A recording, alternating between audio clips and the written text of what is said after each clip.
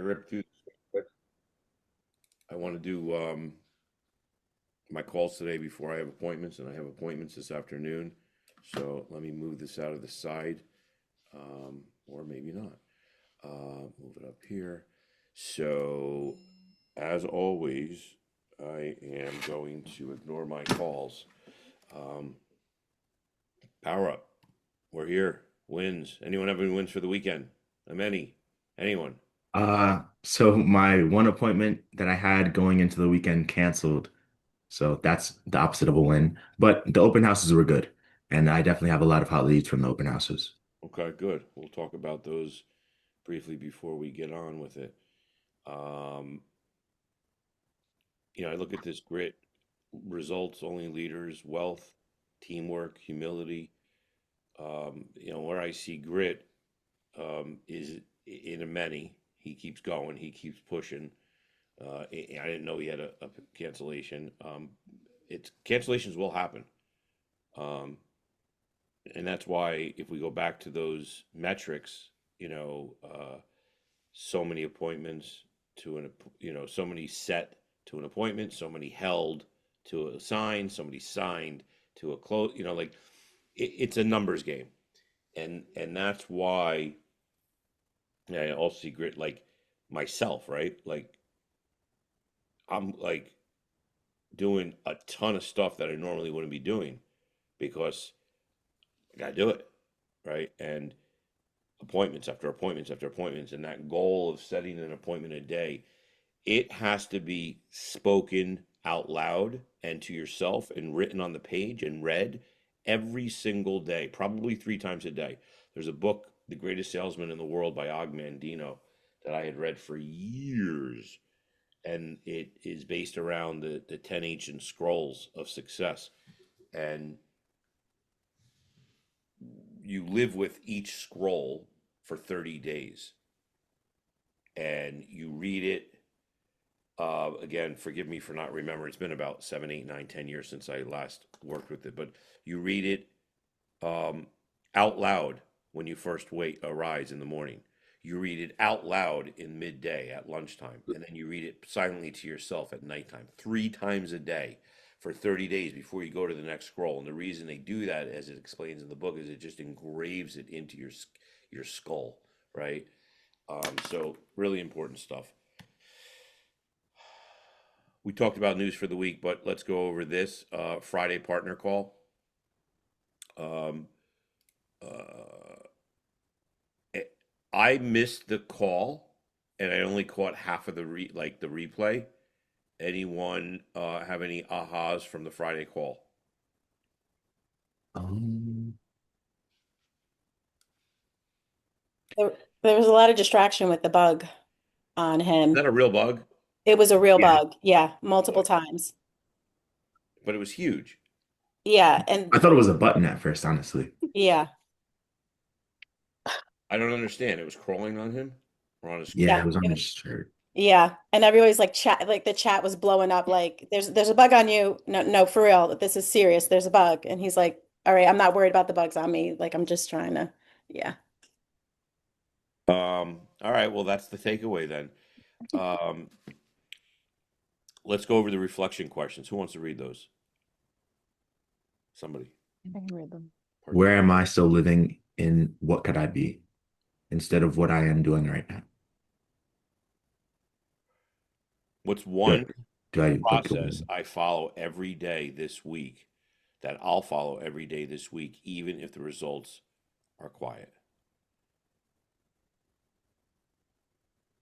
Where do I coast? Where do I coast after I win? Oh, I'm a coaster. I got news. I gotta out myself. I have a couple quick wins, and I like to enjoy those wins. Um, and what would I like to? What would it look like if to stay in motion? Well, that's when I go back to that first slide, grit. Like I'm staying in motion. I'm not resting on my laurels. That second question, anyone want to comment on that? Anyone want to put themselves out there? For me, it's probably still prospecting. I know my goal for Thursday and Friday were to get 3 market reports each day. Thursday I didn't get anyone, but Friday I got my first one. So even though it wasn't my goal, it was still, Yep. a result. That's And right. so I want to keep my goal of 3, but just to keep pushing it. Yeah. Okay. Numbers game. Anyone else? My appointment setting goals haven't changed. Just another week.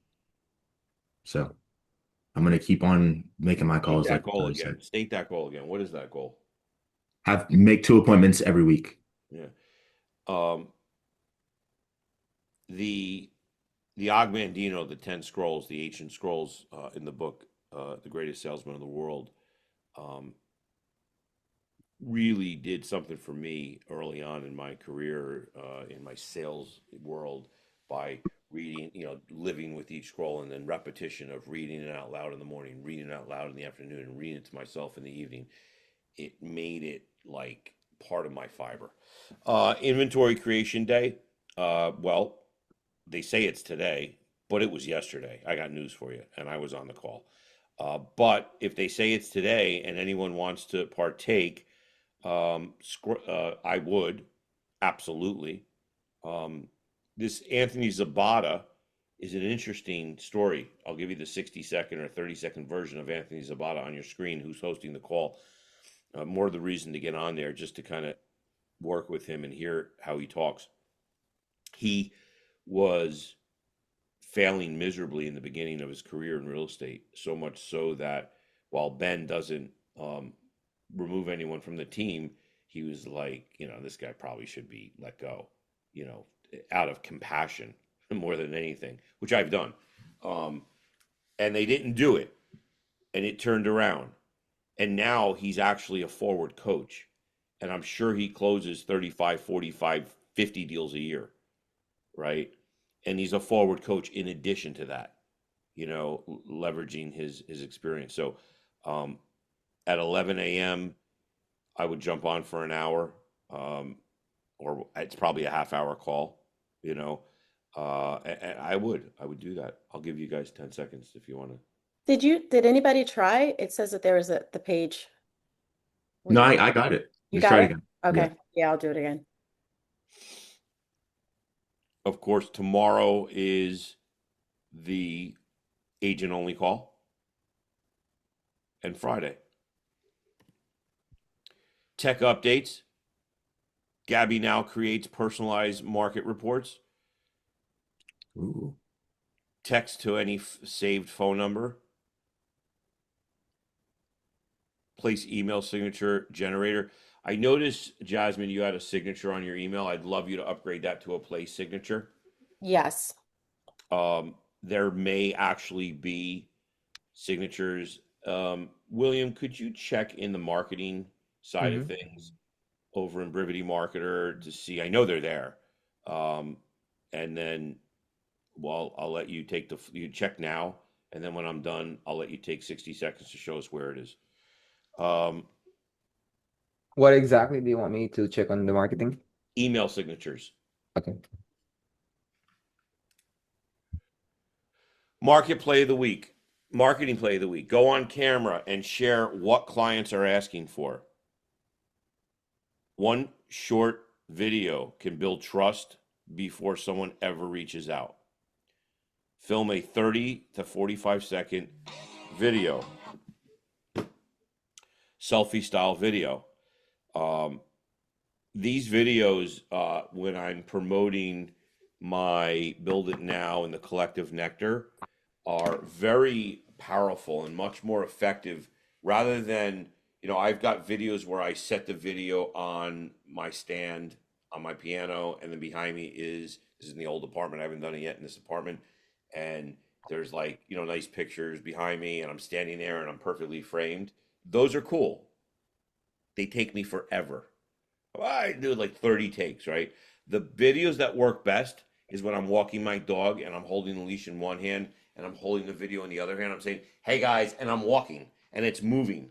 The experts in social media and YouTube and Instagram say that the algorithm or the response is so much better when you're actually moving. That's why, if I don't know if anyone ever noticed this, but YouTubers, um, they go like this a lot.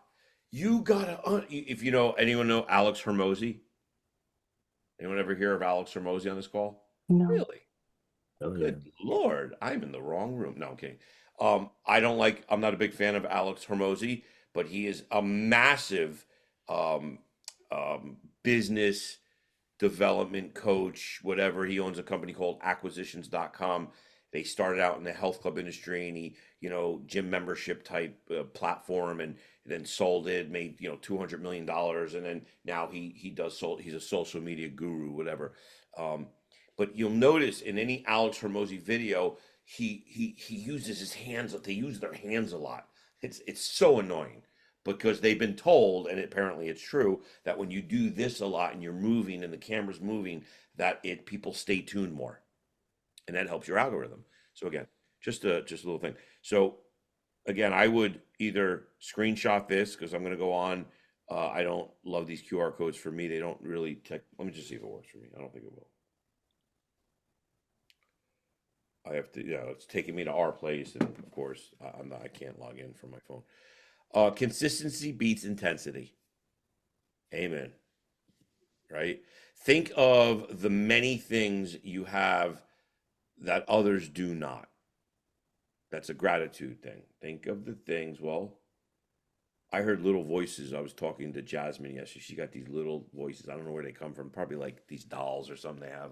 Like she's got these little kids. I got my kids. So that's what I'm grateful for. My kids. Whether they're throwing up at 1 in the morning, projectiling all over their comforter, which is still on the floor because I don't know how I just want to throw it away instead of wash it. I'm so grateful for my kids. Anyone want to share their gratitudes? I'm actually grateful for this team. I've entered this in a completely different career, and I'm truly grateful for everyone and just the guidance and the partnership. And yeah, I just feel like I finally feel like this is what I should be doing. Nice. So yeah. That's awesome. I appreciate that. Anyone Yeah. else? I was gonna say many from yesterday, just constantly answering all of my questions. My many questions, and William for also always being so quick to respond whenever I need something. Nice. All right. The agents who win aren't extreme, they're consistent and it's so true. The top agents aren't the ones who have randomly doing huge bursts of they're the ones who are quietly hit their numbers most days of the week. Big bursts feel productive, but I'm just gonna get off that script. My experience is interesting in that um, when I was getting out of the rental game in Hoboken, and I watched two guys who I trained. They came into the business a couple years after me, and I trained them in the rental game, and they did very well, right? And then they left our little rental boutique shop. It was like a rental house. That's all we did was rentals there. We maybe did 5 sales a year.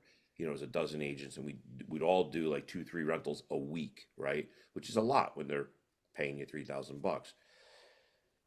Well, Dave DeVoe went off to another brokerage and hired a real estate coach, and then started taking listings. And I'm like, I noticed, I'm like, what do they do? So I just, I'm not a smart guy, but monkey see, monkey do. So I hired the same coach right when I opened my brokerage, and I did much of what they told me to do. Practiced. Pretty much 5 days a week, unless somebody showed up late. I was a big thing about coming in late, and I would just blow. If they were more than 5 minutes late, I wouldn't take their. They call me 7 minutes, I wouldn't take the call. So those are the only days that I didn't practice, and my prospecting was, 60 to 90 minutes a day on the long side, and I prospected only like 4 days a week. And I did very well. I had this huge burst of business my first 6 weeks. I listed like 26 properties, which is unheard of, right? Dave, on the other hand, practiced 2 times a day, 30 minutes at 8 a.m. and 30 minutes at like 12:30. He set up a little office in his office. It was in a coat closet or a broom closet. They cleaned it out and let him put a stand-up desk there, and he made that his office. And then he prospected from like 8:45 to noon every day, and he was consistent. So he did more of it, but he also was very consistent. And over time, he built this business that dwarfed whatever I did.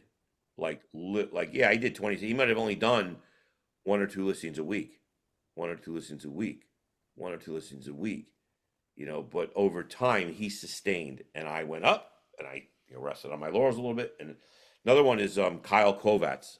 Kovacs owns a real estate school, been around since his grandfather.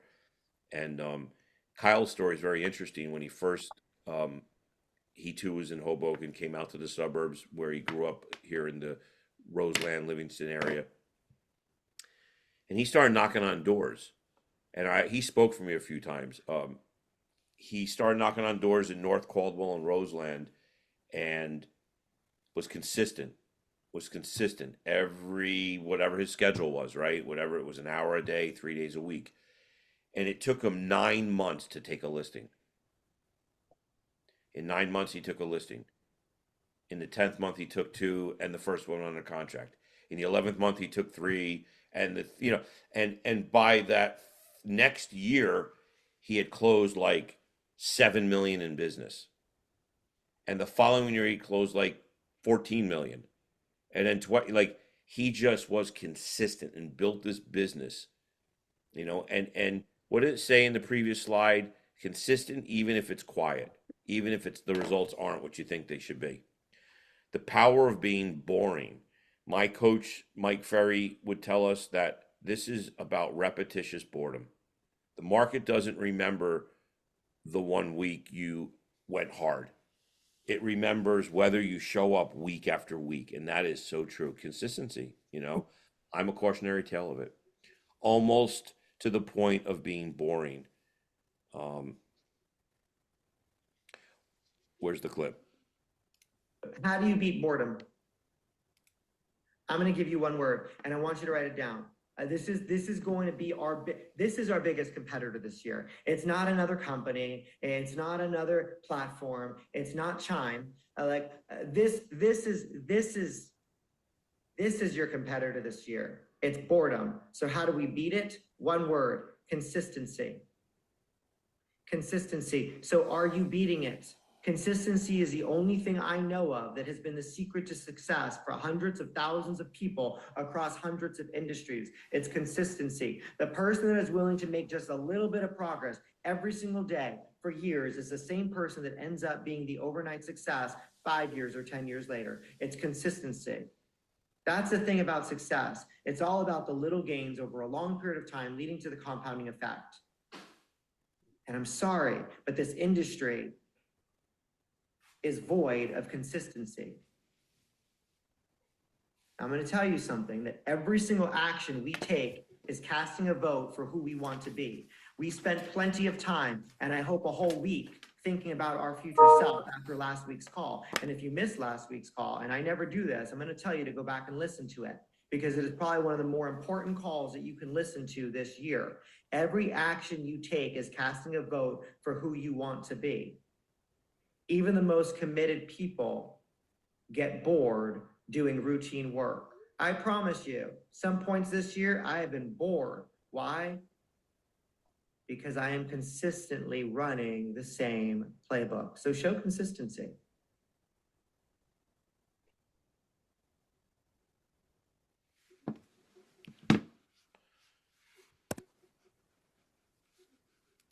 Nothing really needs to be said about that. If boring simply means the day in the life of Cadence shows up the same, where are we? You guys are in the way. The same way every weekday. What would a boringly excellent day look like from wake up to end of day. Just question, how does your consistent presence in the database build trust with your people, even when the work feels simple and repetitive? Where do you most often break your boring cadence? Skipping calls, rearranging tasks, and what would some change? What would one simple change this week would make your routine just 10% more boring, and therefore 10% more reliable? I always go back to that Chris talking about how he did his 18 deals in 10 weeks during the contest.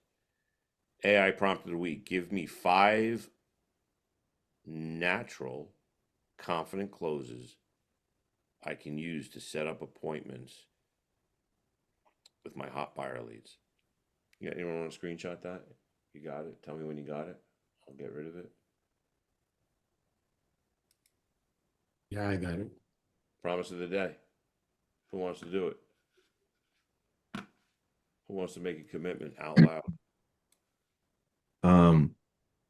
Buyer agency agreements getting signed today